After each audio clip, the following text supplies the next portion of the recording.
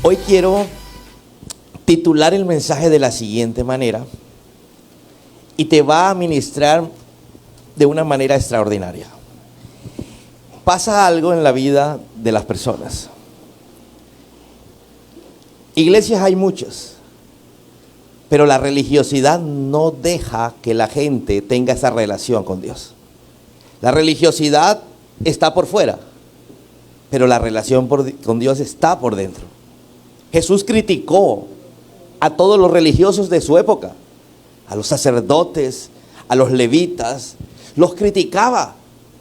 ¿Por qué? Porque le decía hipócritas, porque son una cosa por fuera y otra por dentro. Generalmente la gente, cuando no quiere tener una verdadera relación con Dios, busca acomodarse en una iglesia religiosa, que sea por fuera el cambio, porque por dentro me cuesta. Aquí te enseñamos a tener esa relación con Dios sin religiosidad, cara a cara con Dios. Una palabra que verdaderamente te transforme.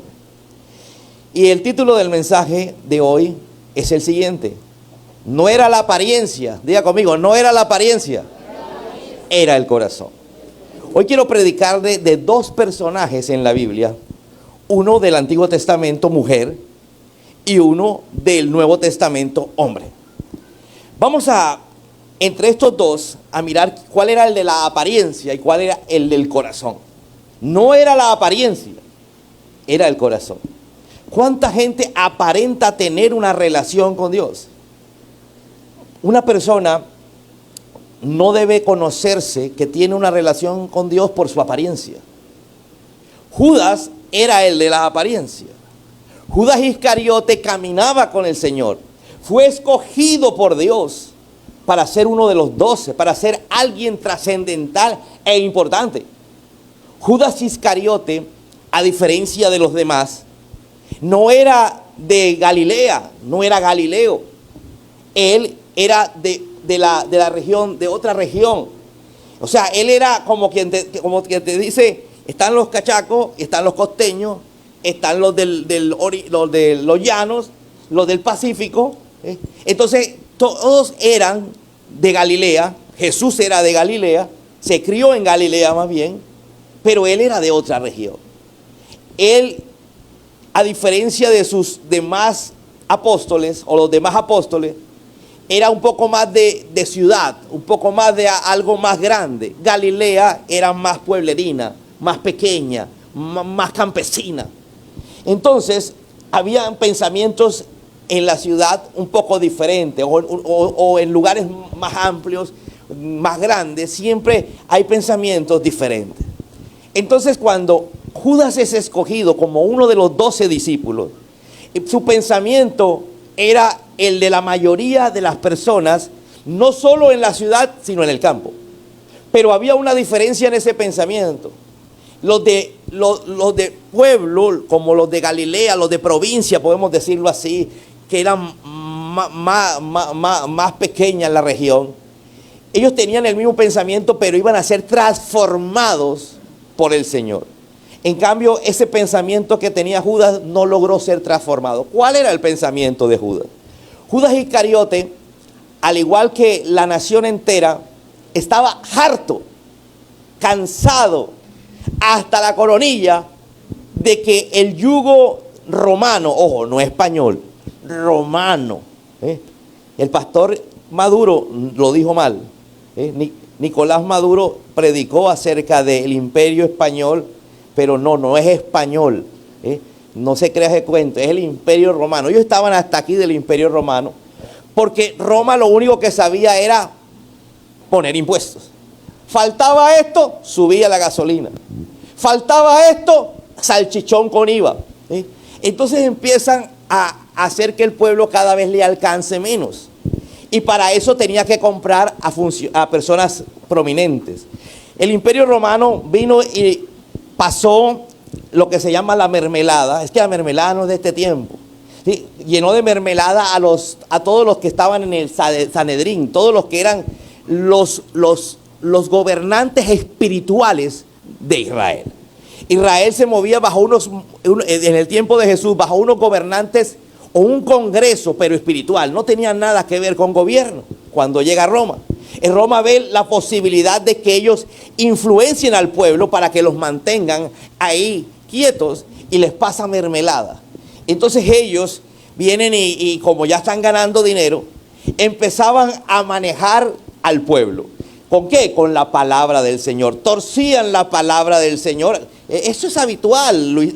Ahorita vemos a un tal pastor que no sé qué, un pastor sin iglesia no puede ser pastor. Un pastor tiene que tener ovejas. Pero por ahí vemos a un pastor que es Saad, te cuento que es más torcido que cualquiera. Lo mismo pasó en esa época cuando le pasaron el billete a esta gente, eran los gobernantes. Entonces ellos se preocupaban para que no se sublevara nadie en Israel, para que todo el pueblo estuviera ahí, calladito, bajo el control político. Entonces habían pasado tantos años, no estaban comenzando, era algo así como Venezuela, que ya estaba mucho tiempo y estaban cansados. Y llega Jesús. Cuando ven que Jesús empieza a hacer milagros, cuando empiezan a ver que Jesús camina sobre el agua, transforma el agua en vino, cuando empiezan a ver, dígale que está a tu lado, hey, no te duermas, por eso es que no eres bendecido. Cambio para el chisme sí está.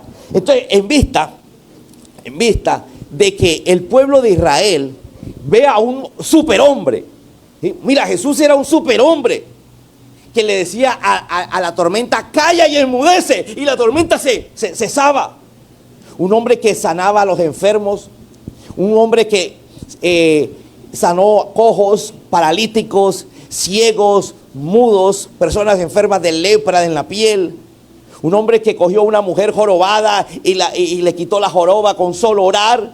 Una persona que traía una enseñanza nueva y diferente. Empezó a hablar de demonios, empezó a echar fuera demonios, empezó a sanar enfermos. Entonces la gente, cuando ve a un superhombre, empieza a buscar a Jesús, no por lo que él realmente era, sino por lo que él podía brindarles, una salvación a la nación. ¿Por qué? Porque la palabra del Señor dice que Jesús vendría como un rey que vendría a gobernar la tierra.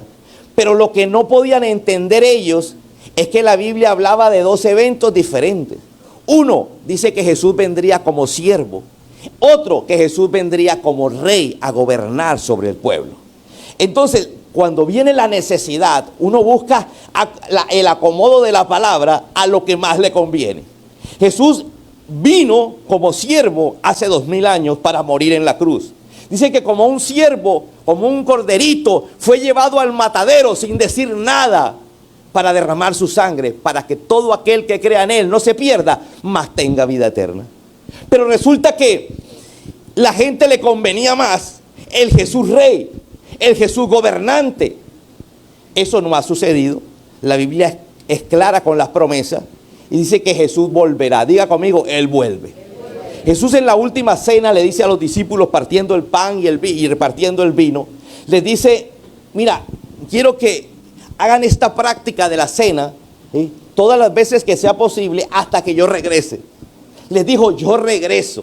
La Biblia habla de que Jesús volverá. Diga conmigo, Él volverá. Y es cuando Él vuelve que va a gobernar sobre la tierra.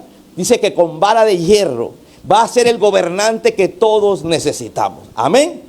Pero para eso primero tienen que empezar eventos como venir a aparecer el anticristo, y no vamos a entrar en detalle. Entonces Judas lo que estaba esperando era el salvador político, ese hombre que cambiara el yugo romano por la libertad. Entonces viene y cuando le dice voy a seguir, Jesús lo llama a seguirlo, pues él con todo el corazón deja todo, deja lo que estaba haciendo, a lo que se dedicaba, y corre a ser uno de los 12 de Jesús.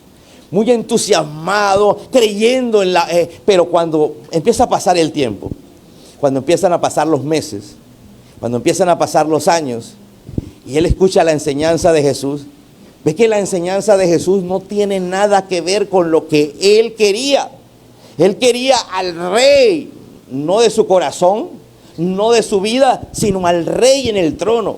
Él quería era al rey puesto ahí, que tumbara al César romano, que le declarara la guerra, porque un hombre que era capaz de levantar muertos de la tumba, como Lázaro, 4 días de muerto, como la hija de Naín, que fue levantada cuando iba la procesión para llevarlo al cementerio. Dice que levantó a ese muerto.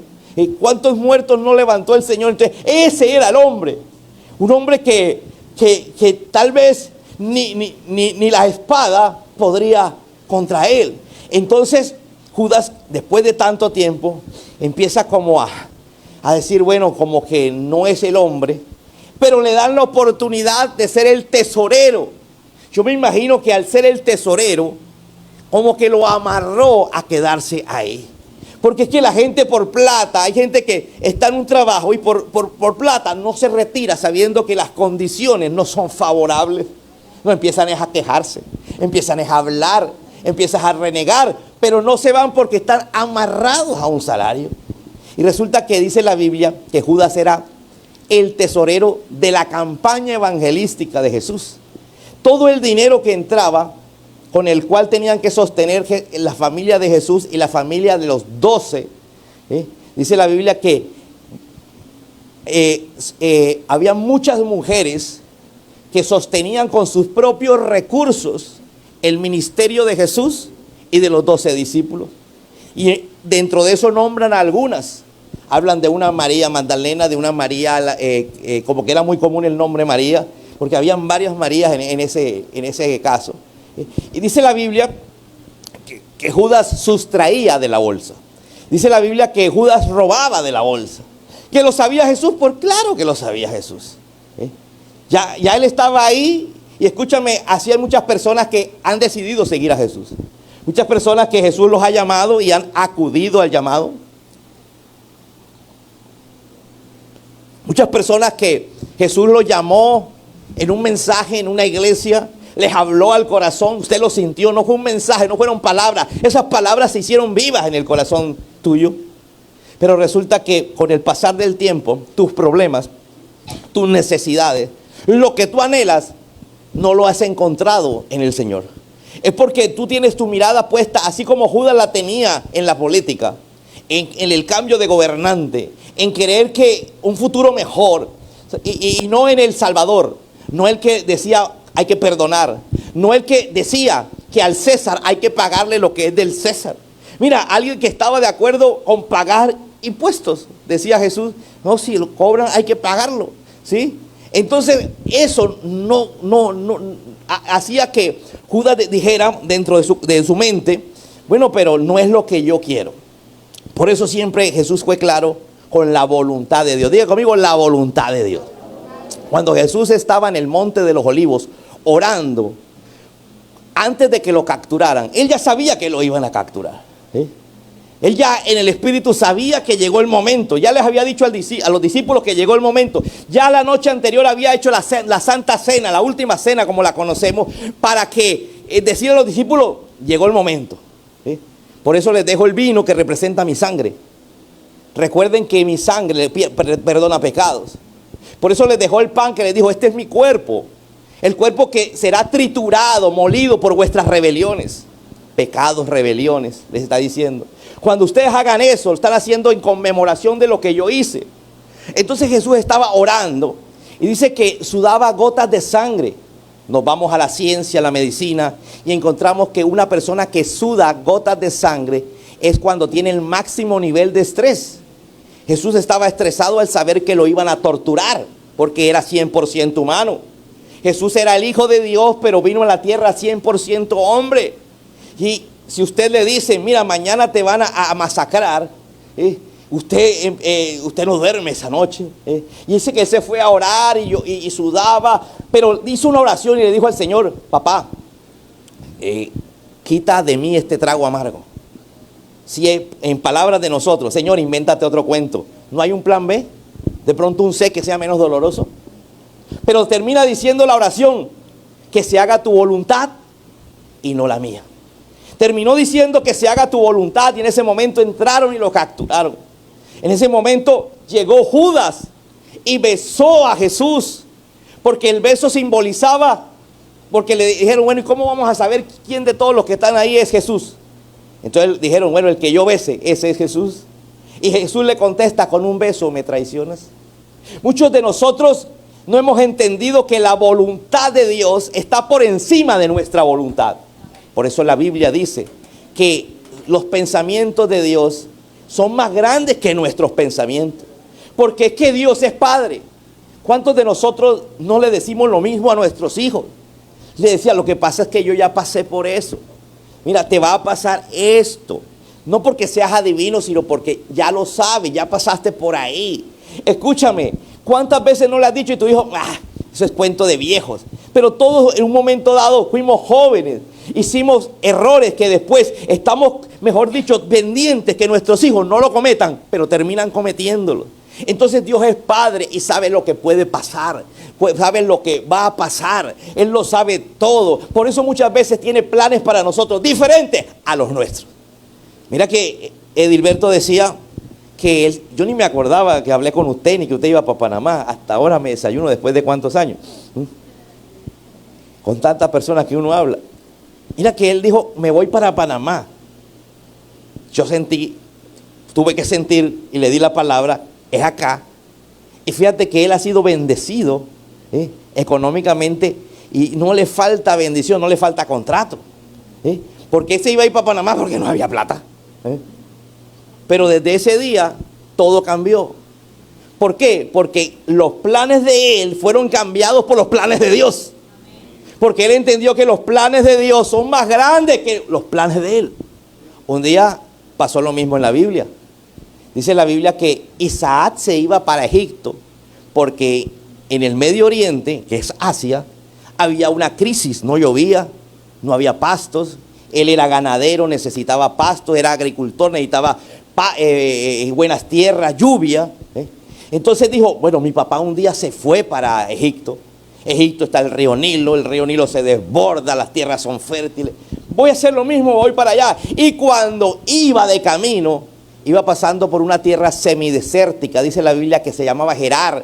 Una tierra así semidesértica como Soledad. Usted no ve que Soledad, oye, uno pasa... Soledad y Malambo son una tierra mala. Usted siembra, mejor dicho, una mata y se le muere. Usted no sabe cuántas veces sembramos césped aquí afuera, lo abonamos, todos los días echamos agua y siempre se moría. Lo cambiamos como 5 o 6 veces y nunca pegó. Pero usted se va un poquito más allá, ya la tierra es diferente, ya se pasa por Santo Tomás, ya es diferente, y de ahí para adelante es diferente. No sé si se ha dado cuenta de eso. Entonces cuando él pasa a Gerar, era una tierra así como Malambo, como Soledad, que para la ganadería y para la agricultura, pocón. Y Dios le dice, quédate acá, que te voy a bendecir acá. Si en la cabeza diría, pero si allá estaba mejor y voy para una tierra buena y me va a dejar así que me quede en una peor. Pero dice que él le hizo caso a Dios. Ese año se quedó en esa tierra. Dice que sembró y cosechó al 100%, porque Dios lo había bendecido. Porque es que Dios bendice es la voluntad de Él, no nuestra. Aló. Por eso muchas veces nosotros no somos prosperados. Mira a Pedro. Pedro, la primera vez que ve a Jesús y conoce a Jesús, sucede que él estaba trabajando toda la noche como pescador profesional junto con sus 4 socios, o sus 3 socios, porque eran 4. Dice que ellos tomaron las redes en sus manos para lavarlas, ya estaba amaneciendo, y en ese momento llega una multitud y los precedía Jesús. Jesús viene y se sube atrevidamente a la barca, sin preguntar, y le dice, ¿usted es el dueño? Sí. ¿Cómo se llama usted? Pedro. Bueno, por favor, empújeme que voy a empezar a predicar. Dice que Jesús predicó, terminó de predicar, llamó al dueño, le dijo, por favor, sáqueme aquí del agua. Y alguien diría, pastor, eso no puede ser verdad, porque cuando yo voy a la playa y me estoy bañando y le grito allá a mi mamá que está en la carpa, no me escucha. Pero es que la situación geográfica de nosotros es diferente a la situación geográfica o ubicación geográfica que hay en la situación geográfica que hay en Israel. ¿Sabes dónde estaba en la parte donde Jesús predicaba? En el mar de Galilea, 400 metros bajo el nivel del mar. Tiene un eco impresionante, es decir, la gente escuchaba mejor que usted, que yo estoy predicando con micrófono. La gente escuchaba, por eso Jesús podía hablarle a 5,000, a 10,000, a 15,000, a 20,000 personas. ¿Alguien me está entendiendo? La gente podía escuchar porque había un eco producto de 400 metros bajo el nivel del mar. Es la parte más profunda de la tierra, ¿sí? De tierra firme. Entonces Jesús empezó a predicar, terminó de predicar y le dice, oye Pedro, gracias por la barca, súbete a la barca y ve mar adentro. Él dijo, toda la noche estuve pescando, soy un pescador profesional, no pesqué nada, pero en tu palabra tiraré la red. Dice que se subió a la barca, fue al fondo, tiró la red. Dice que era tanta la cantidad de peces que la red se rompía. Era tanta la cantidad de peces que la barca estaba a punto de hundirse. Y le tocó hacer señas a la otra barca, a los otros socios que estaban esperando ahí que Pedro desocupara la barca. Y le dijo, vengan. Y fueron. Y la otra barca iba completamente llena. ¿Por qué? Porque hubo una palabra. Porque hubo una palabra. Y esa palabra en obediencia causó una gran bendición. Así que cuando usted viene a la iglesia, usted viene para que su papá le hable, para que el Dios Padre habla a través de su palabra, a través de mi boca. Él expresa la palabra del Señor para que usted sea bendecido. ¿Cuántos dicen amén a eso? Diga conmigo, bendecido. Entonces no era la apariencia. Aparentaba Judas caminar con el Señor, ¿sí? Aparentaba Judas que estaba al lado del Señor, pero realmente no era estar al lado del Señor, era estar con el Señor. Porque hay mucha gente que está, entre comillas, al lado del Señor. Es que estoy en la iglesia sirviendo, ¿sí? No, es que yo vengo todos los domingos. No, una cosa es eso y otra cosa es estar con el Señor. Porque el que está con el Señor está a favor de cada palabra que Él lanza. Amén. Si Él te habla de ofrenda, ofrenda. Si Él te habla de diezmo, diezmo. Si Él te habla de oración, oración. Si Él te habla de congregarse, congregarse. Si Él te habla de esto, esto. Amén. No es religiosidad. No es una iglesia religiosa. No es una iglesia farisea, como lo expresó Jesús. Es una iglesia del Señor donde hay una relación personal. La gente no tiene que saber que tú eres cristiano porque tú, escúchame, abres la boca o porque te ven la pinta. La gente tiene que saber que tú tienes algo diferente. ¿Por qué? Porque empiezan a haber resultados diferentes. Amén. Nadie sabrá que yo soy cristiano a menos que me pregunten. A menos que empiece la conversación porque vean en mí algo diferente. Una bendición diferente. Que en medio de crisis hay bendición. Que en medio de que otros no tienen, hay provisión. ¿Alguien me está entendiendo? Ahí empieza la gente a preguntar y ahí empieza uno a predicar. Dile que está a tu lado. No es la apariencia, es el corazón. Entonces el corazón de Judas estaba hacia su bendición. Yo quiero al Jesús Rey, no al Jesús que sana. Yo no quiero al Jesús que me dice que perdone. Yo quiero al Jesús Rey. Y todo llegó a una cúspide cuando en la última semana, lo que se llama Domingo de Ramos, celebramos como Domingo de Ramos.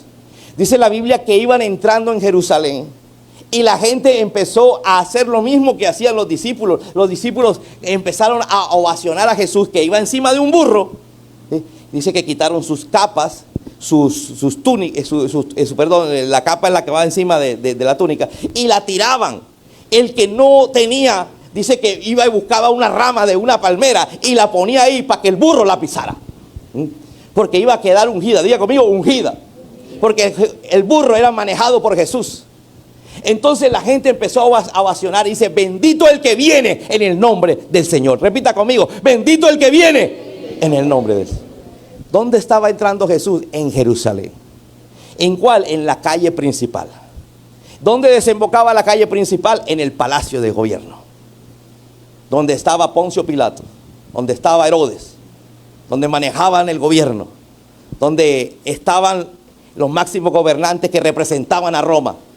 Ahí al lado también estaba el Sanedrín, que eran los de Israel, que tenían la mermelada, y como tenían la mermelada, entonces ellos estaban a favor de Roma. Y vinieron y ¿cómo se llama? Y vinieron y la gente empezó a ovacionar porque piensa que se va a tomar el poder. La gente dice, mira, ese nomás con soplar manda por allá a Poncio Pilato lejos. ¿Sí? A Herodes, yo creo que nomás mueve la mano y Herodes se muere. Se va a tomar el gobierno. Y la gente por eso es que lo ovaciona. Pero usted ve en la Biblia que en la misma semana A los pocos días, cuando Poncio Pilatos le dice a toda la gente: ¿a quién crucifico? Porque había una norma en Pascua que los gobernantes, para congraciarse con el pueblo, soltaban a un reo. Eso de soltar a los reos es de Roma. No sé si usted de pronto escucha por ahí que vamos a soltar a los delincuentes. Vamos a amnistía de paz. Bueno, era la costumbre. Entonces él dijo, bueno, vino y puso en juicio a Jesús, habló con Jesús. Jesús no le dijo nada. Dijo, bueno, yo no le veo nada a este hombre, nada de culpable, porque lo estaban culpando de rebelión contra Roma.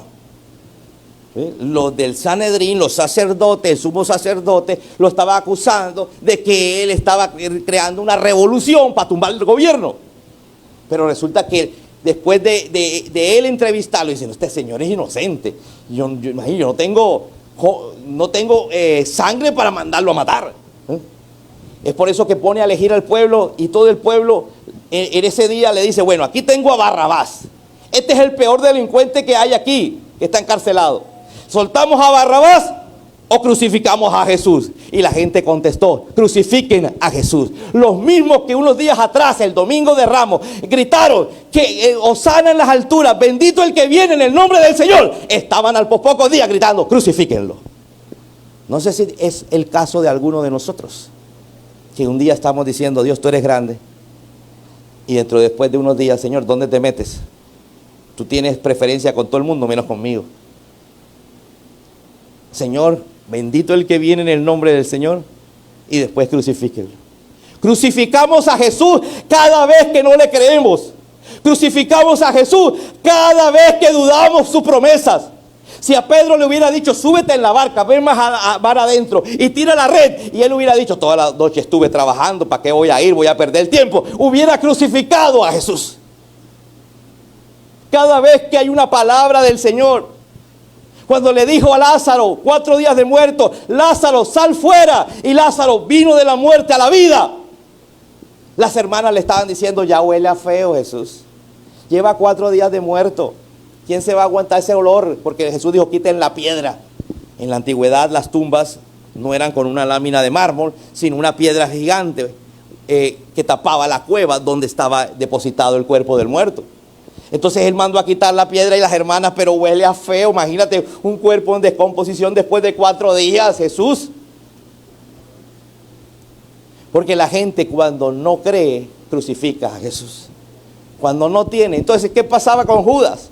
Judas no podía entender que la voluntad de Dios en ese momento no era coger el gobierno, era salvar al mundo con su sangre. Hay gente que no entiende que Jesús, antes de venir por tu salud, antes de venir por tu prosperidad económica, antes de venir por tu bendición, vino para que tú tuvieras vida eterna.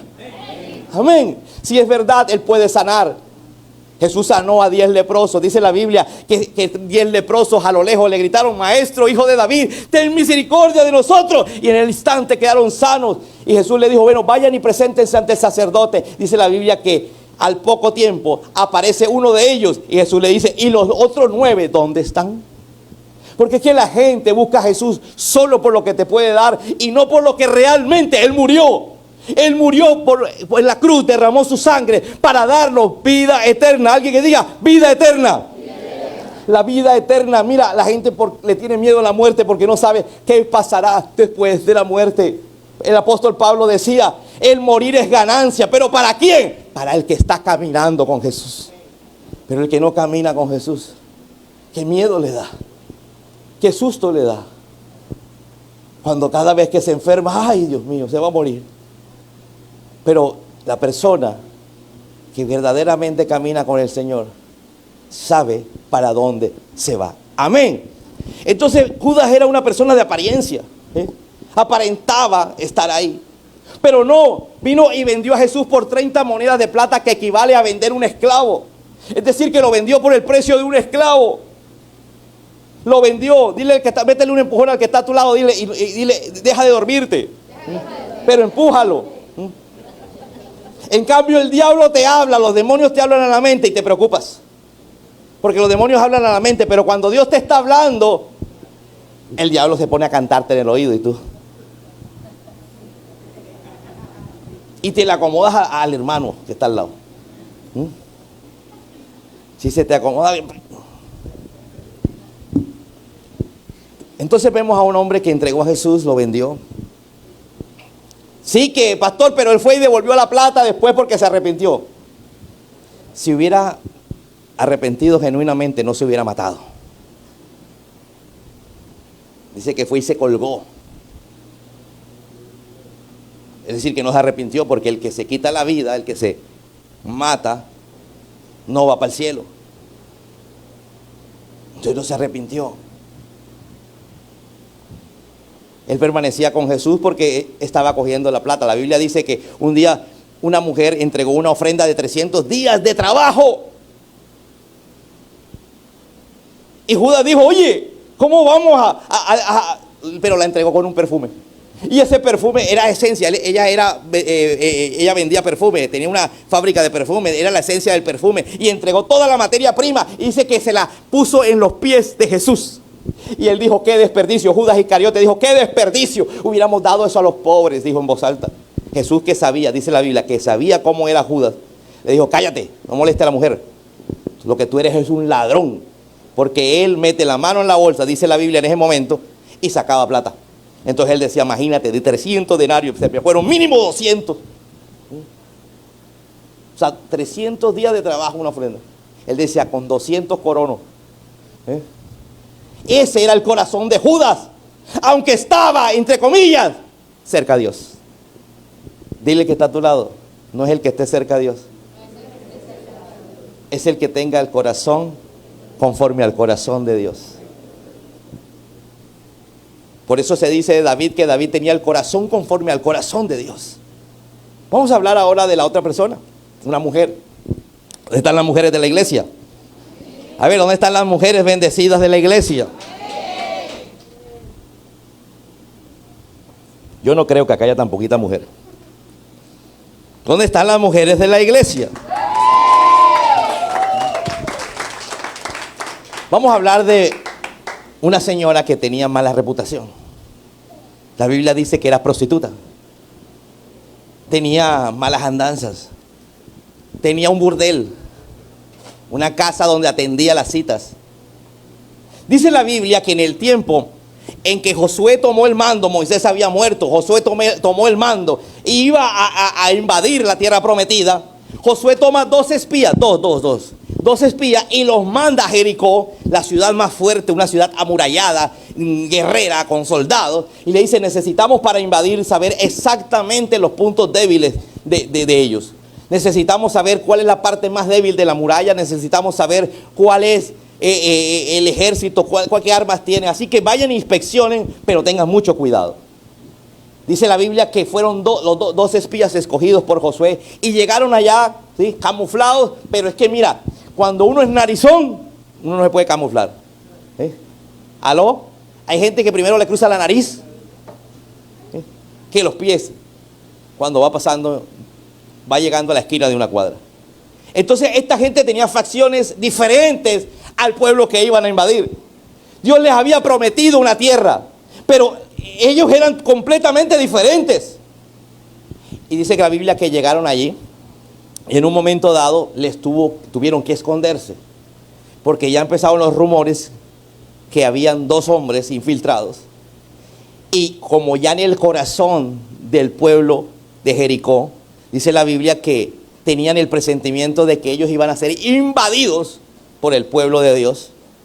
Entonces, cuando empieza a correr ese rum rum por el pueblo, a ellos les toca buscar dónde esconderse. Y ellos pensaron, claro, el mejor sitio es el lugar donde van todos los hombres. Y ahí nos camuflamos. El lugar de la prostituta. Averiguaron, dice que la prostituta Rahab vivía en la muralla. Es decir, habían viviendas al interior, pero habían viviendas que daban con ventana a la calle. Cuando cerraban las puertas de la ciudad, ¿sí?, ella tenía vista al exterior. Dice la Biblia que llegaron allí, entraron y se identificaron. Mira, señora, nosotros somos fulano de tal y sutano, venimos de parte de Josué, del general Josué, somos del pueblo de Dios. Y ella dijo, ustedes vienen a invadir la tierra. Aquí todo el mundo ya sabe todas las noticias de ustedes. Aquí llegaron las noticias como un tal Moisés abrió el Mar Rojo y ustedes cruzaron y derrotaron a todo el ejército de Faraón. Aquí llegaron las noticias como 2 reyes amorreos, ustedes los acabaron. Aquí estamos amedrentados, estamos atemorizados. Pero yo sé que el Dios de ustedes es el Dios real. Porque no puede haber un Dios tan poderoso que haga maravillas como el de ustedes. Le soltó esa declaración de fe esa mujer a esos 2 hombres. Y estos hombres, sin decirlo la Biblia, me imagino que empezaron a hablar de las maravillas de Dios. Porque no hay cosa que un cristiano tenga que cuando le toca, mejor dicho, le abren la puerta, va entrando. Empieza uno a hablar de las maravillas del Señor. Y ellos empiezan a hablar y esta mujer cree en la palabra. Dice que los escondió. Pero en ese momento tocaron la puerta bruscamente, casi para tumbarla. Ella inmediatamente entendió lo que iba a pasar y dice que lo subió al techo donde tenía un mezanini, y en ese mezanini tenía un montón de telas de lino, un poco de sábanas de lino, y dice: métanse ahí, métanse debajo de las sábanas, escóndanse, y ya abro la puerta. Dice que estaban tumbando la puerta. Ya voy, aguanten. Dice que abrió la puerta y los soldados entraron, ¿sí? Y prácticamente la tumbaron. ¿Dónde están? ¿Y dónde están quién? Los 2 hombres. Si aquí vienen hombres todos los días, a todas horas. ¿De cuáles está hablando usted? 2 hombres que son hebreos. Bueno, yo no distingo a los hebreos, pero sí habían 2 hombres que eran extranjeros por las facciones. ¿Sí? Se fueron hace un ratico, ¿sí? Cogieron por la puerta principal. Todavía pueden alcanzarlo. Apúrense. Dice que los soldados salieron supuestamente a alcanzar a los 2 espías por las indicaciones de Rahab. Y Rahab sube la puerta, sube al techo y le dice: mire, acaban de venir pero ya se fueron, váyanse por la ventana, mi ventana da al exterior. ¿Sí? Todavía tienen tiempo de escapar, porque ellos creen que están en la puerta. Pero mire, no nos maten a nosotros, no me maten a mí, a mi familia. Yo he creído. Y empezó a declarar su fe. Empezó a confesar su fe en el Dios de Israel. ¿En el Dios de qué? De Israel. Porque nuestro Dios es el Dios de Israel, no el Dios palestino. ¿Sí? El que tenga un Dios palestino, bueno, que el ídolo palestino los defienda. Pero la Biblia habla del Dios de Israel. Y el Dios de Israel viene y me salve. Y Él les dice: mire, vamos a hacer una cosa antes de irnos. Todo el que esté en esta casa, que sea su familia, no respondo por los que estén afuera, que estén en esta casa. ¿Sí? Si están afuera, no respondo. Y usted pone un hilo rojo en la ventana, grande, grueso, para poderlo ver de lejos. Yo le voy a dar la indicación a todo el ejército que no toquen esa casa donde hay un hilo rojo de grana.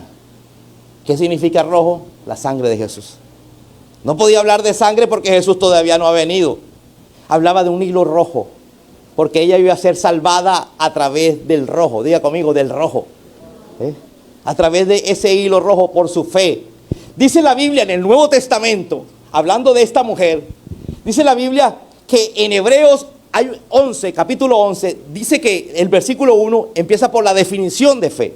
La Biblia dice que la fe es pues la certeza de lo que se espera, la convicción de lo que no se ve. Diga conmigo, certeza de lo que se espera, convicción de lo que no se ve.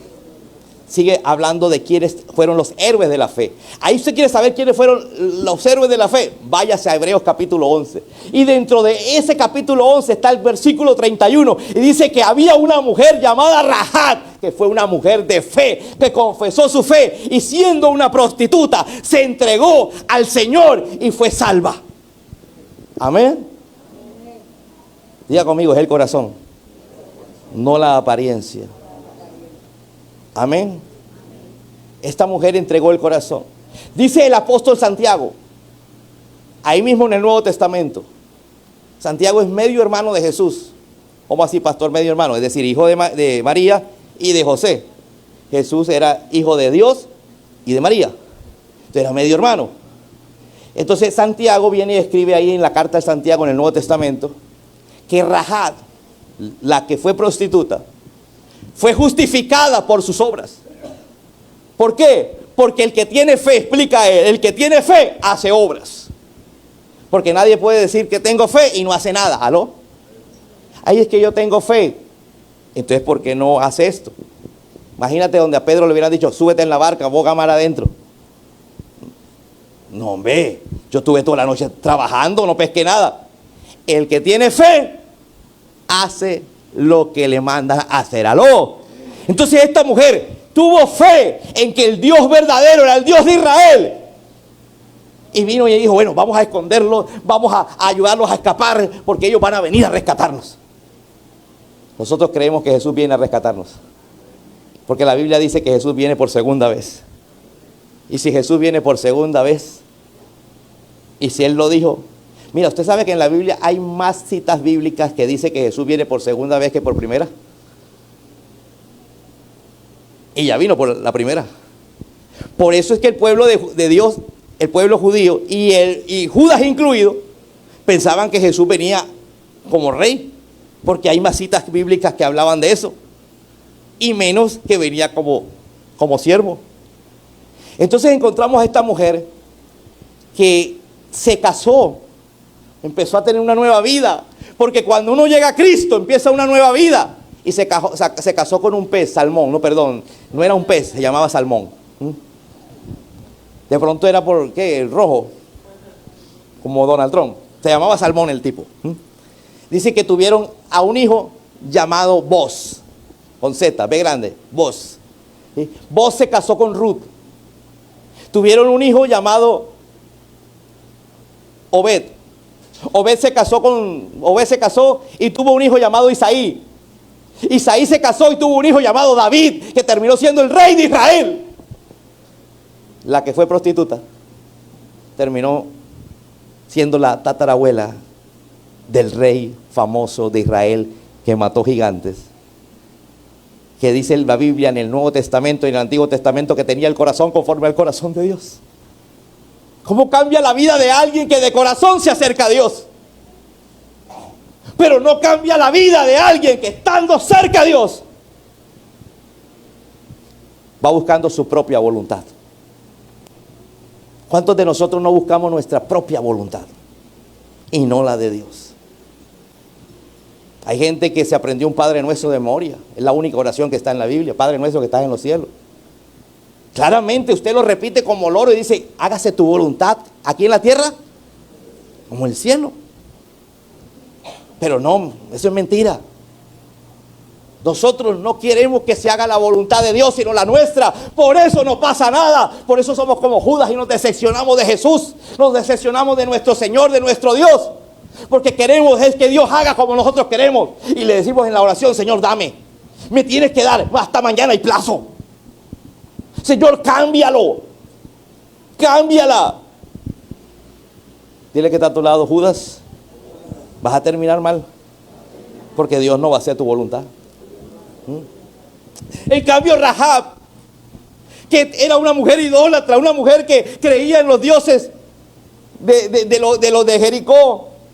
Ella viene y empieza a escuchar, como todo el pueblo de Jericó, que había un Dios poderoso que salvó al pueblo de Israel de la esclavitud de Egipto, y mataron a todos los del ejército de egipcio, que era la potencia mundial de la época. Eran los más poderosos, el ejército más poderoso. Y todo eso quedaron sepultados en el mar. El testimonio más cercano eran los reyes vecinos, Or y otro rey ahí, amorreo. Llegó la noticia que habían acabado con todo el ejército. Ellos no eran soldados. Ellos fueron esclavos toda la vida. Pero era Dios quien les daba la unción y el poder, la fuerza y la estrategia para ganar. Y tenían que coger a la ciudad de Jericó para empezar la gran batalla. Dice la Biblia cuando, en el finalizar el capítulo 30 de Josué, cuando ya Josué está de 110 años y empieza a contar la historia. Dice que duró 30 años en la guerra, hasta que conquistó toda la tierra y murió lleno de días, porque ya había terminado su labor. Uno no se muere porque está cucho, porque está viejo. Uno se muere cuando ha acabado su labor. Así que por eso es que hay mucha gente que se pensiona, deja de trabajar, y como estaba tan apegada al trabajo, se muere. Porque se acabó la ilusión de hacer algo. Mucha gente se desilusiona. Usted no ve que un par de viejitos se muere uno y al rato el otro. Se le acabó lo que mantenía la llama. Entonces encontramos a un Judas de apariencia y a una mujer de corazón. Una mujer que fue prostituta y después terminó siendo una mujer distinguida, porque fue transformada y cambiada. ¿Y usted sabe de dónde vino Jesús? De la genealogía del rey David. La Biblia dice que 14 generaciones hay entre David y Jesús. Por eso a Jesús le decían hijo de David. Por eso le gritaban hijo de David. Porque de esa genealogía el más distinguido había sido David y ahora era Jesús. Porque Jesús viene de ese linaje. Y de ese linaje viene una señora que fue prostituta. Pero su corazón cambió cuando decidió cambiar. Judas se acercó a Dios y no decidió cambiar. Judas era religioso. Hablaba como ellos. Él no era Galileo. Pero para parecer espiritual hablaba Galileo. Usted no ve que hay gente que para parecer espiritual, gloria a Dios santo, aleluya. Muéstrame tus zapatos a ver si están rotos. ¿Aló? ¿Aló? Muéstrame a ver cómo están las cosas. ¿Cómo te sientes emocionalmente? ¿Estás devastado? Siento el poder. Pero está mal sentimentalmente, emocionalmente. Está que se muere, que se mete un tiro. Dígale que está a tu lado. Es una relación. ¿Cuántos quieren tener una relación de corazón como Rahab? Colóquense en pie, por favor. Todo empieza por sentir gozo. Rahab empezó a sentir gozo. Empezó la invasión. Ella puso su cordón, su hilo rojo en la ventana. Y gozosa fue y le dijo a la familia lo que estaba pasando. Le dijo, ustedes creen en el Dios de Israel, entonces vengan conmigo. Y la familia vino, porque creyeron en el Dios de Israel. ¿Y sabes qué pasó ese día? Dice que empezaron a dar una vuelta alrededor de la muralla. Todo el día dieron la vuelta alrededor de la muralla, una vuelta. Al segundo día otra vuelta, tercer día otra vuelta, cuarto día otra vuelta, quinto día otra vuelta, sexto día otra vuelta. Y la Biblia dice que el último día, 7 vueltas. Pero hay gente que como que de matemática pocón, y por allá hay un himno que dice, con las 7 vueltas el muro se cayó. Y evangélicos que no saben matemática. Primer día una vuelta, hasta el sexto día, ¿cuántas vueltas son? 6. Más la último día 7 vueltas, ¿cuánto da? 13. 13 vueltas. 13 vueltas dieron. 7 el último día. Dice que la muralla empezó a temblar. Empezó a abrirse boquetes. Y por los boquetes que abrió la presencia de Dios, ellos entraron a invadir. Invadieron toda la ciudad. Y le perdonaron la vida a los que estaban en la casa de Rahab. Y esa gente empezó a vivir como el pueblo de Dios, como el pueblo de Israel, a caminar con el Dios de Israel. Diga conmigo, mi corazón tiene que ser para Dios. Tiene que ser para Dios. Las apariencias se las lleva el viento. Como Judas o como Rahab. No importa quién haya sido tú. Todos pecamos. La Biblia dice, más cuanto todos pecamos, fuimos destituidos de la gloria de Dios. No hay nadie que no haya pecado. Pecamos todos los días. Pero la gloria de Dios es tan grande que la sangre de Cristo que fue derramada para que todo aquel que crea en Él no se pierda, mas tenga vida eterna. Pero hay gente que no cree en Él. Ahora le dijeron que el Jesús era palestino y la gente, sí, el Jesús es palestino. Es el Dios de Israel. Es en el Dios de Israel que creemos nosotros. En el Dios de Israel, dice la Biblia. Levanta tus manos y dile, Señor, reconozco que he pecado. Tengo pecados muy graves. Pero si tú perdonaste a Rahab, me puedes perdonar a mí. Porque tu sangre derramada en la cruz me perdona todo pecado. Confieso que soy pecador, pero que me arrepiento de esos pecados. Te entrego mi corazón, Jesús. Te entrego mi vida. Y quiero cambiar. estar lleno de paz, de gozo, de amor, como le pasó a Rahab. Quiero meterme en el pueblo de Dios y ser parte de tu pueblo, en el nombre de Jesús.